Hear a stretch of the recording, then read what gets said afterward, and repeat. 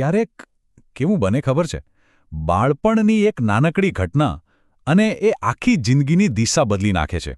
આજે આપણે એવી જ એક કહાણી વિશે વાત કરવાના છીએ જેણે એક મહાન વ્યક્તિત્વનું ઘડતર કર્યું. પણ આ ચારિત્ર્ય બને છે કેવી રીતે? શું છે એ જે મજબૂત વ્યક્તિત્વનો પાયો નાખે છે? ચાલો, આ કહાણીમાં કદાચ આપણને એનો જવાબ મળી જાય. તો આપણી આ કહાણીના કેન્દ્રમાં છે બે મુખ્ય પાત્રો. એક નાનકડો જિજ્ઞાસુ છોકરો જેનું નામ છે નરેન્દ્ર, અને બીજા છે એની અસાધારણ બુદ્ધિશાળી માતા. આ છોકરો એટલે એ જ નરેન્દ્ર જેમણે આપણે સૌ સ્વામી વિવેકાનંદ તરીકે ઓળખીએ છીએ, અને એમની માતા ભુવનેશ્વરી દેવી, જેમનો એમના જીવન પર ખૂબ ઊંડો પ્રભાવ હતો. જુઓ, ખુદ સ્વામી વિવેકાનંદે કહ્યું છે કે એમના બૌદ્ધિક વિકાસનો પૂરો શ્રેય એમની માતાને જાય છે. આ એક જ વાક્ય બધું જ કહી જાય છે, ખરું ને? આ જે પ્રસંગ છે ને એ એમના બાળપણનો જ છે અને બતાવે છે કે એમની માતાની શીખવવાની રીત કેટલી અનોખી હતી. એવી રીત જેણે નરેન્દ્રના મન પર કાયમ માટે એક છાપ છોડી દીધી. પણ આ જીવનના સૌથી મોટા પાઠની શરૂઆત ઘરમાં નહોતી થઈ. એની શરૂઆત થઈ હતી નરેન્દ્રની સ્કૂલમાં, એના ક્લાસરૂમમાં. વાત બહુ સામાન્ય હતી. ભૂગોળનો એક સાવ સાદો સવાલ પૂછવામાં આવ્યો અને નરેન્દ્રે એનો જવાબ પણ આપ્યો, જે એકદમ સાચો હતો. પણ સમસ્યા ત્યાં ઊભી થઈ કે એમના શિક્ષકને લાગ્યું કે નરેન્દ્ર ખોટો છે. એમણે નરેન્દ્રની વાત માનવાની સાફ ના પાડી દીધી. વિચારો જરા, તમે સાચા હો અને છતાં તમને સજા મળે. એવી ભૂલ માટે જે તમે કરી જ નથી. નરેન્દ્ર સાથે બસ આવું જ થયું. પણ નરેન્દ્ર ડર્યો નહીં કે પાછો ન હટ્યો.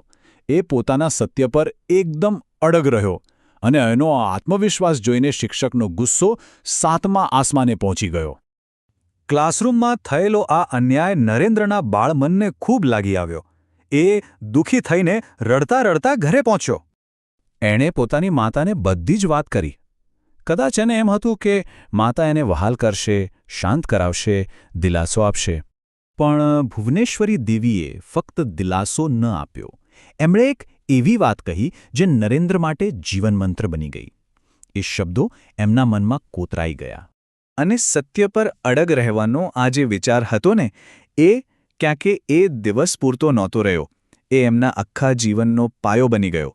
અને રસપ્રદ વાત તો એ છે કે વર્ષો પછી આ જ શક્તિશાળી પાઠ એમને ફરીથી શીખવા મળ્યો. આ વખતે એમના ગુરુ શ્રી રામકૃષ્ણ પરમહંસ પાસેથી. શ્રી રામકૃષ્ણ શું કહેતા ખબર છે? કે સત્ય એ જ કલયુગની તપસ્યા છે. મતલબ કે આજના જમાનામાં સાચું બોલવું અને સાચા રસ્તે ચાલવું એ જ સૌથી મોટી સાધના છે. કેટલી ગજબની વાત છે! એમના જીવનના બે સૌથી મોટા પ્રભાવ, એમની મા અને એમના ગુરુ, અને બંને એક જ ધ્રુવ તારા તરફ ઇશારો કરી રહ્યા હતા: સંપૂર્ણ, અડગ સત્યનિષ્ઠા. તો પછી બાળપણમાં આંસુઓ સાથે શીખેલા એ પાઠનું શું થયું?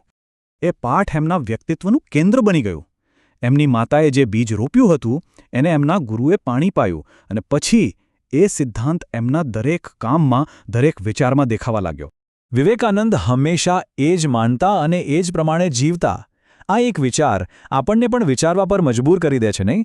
કે આજના સમયમાં જે સાચું છે એ જાણવું અને પછી ગમે તે થાય એના પર અડગ રહેવું, એનો ખરો અર્થ શું છે?